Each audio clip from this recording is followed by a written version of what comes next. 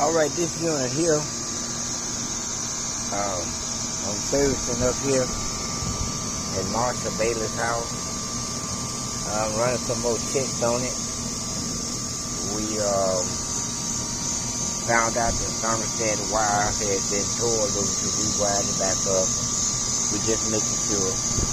Checking the pressure on it there, running 58.6. 194.8 on the high side. It's running a little low, but the unit don't look too bad. Save us some money. I'm going to just get it going today. And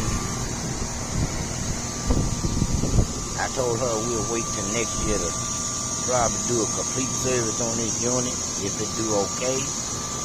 And you know, I think he may make it the rest of the year out with it. Take care of some more problems on it. But anyway, I'm going to leave it like that. Dump a little bit of oil in there. I'm going to let it stay right where it is. There ain't no use getting this way out, drawn out stuff on it. It runs good. Cooling pretty good in the house. So we'll just let that be right there until next time we get a chance to come around.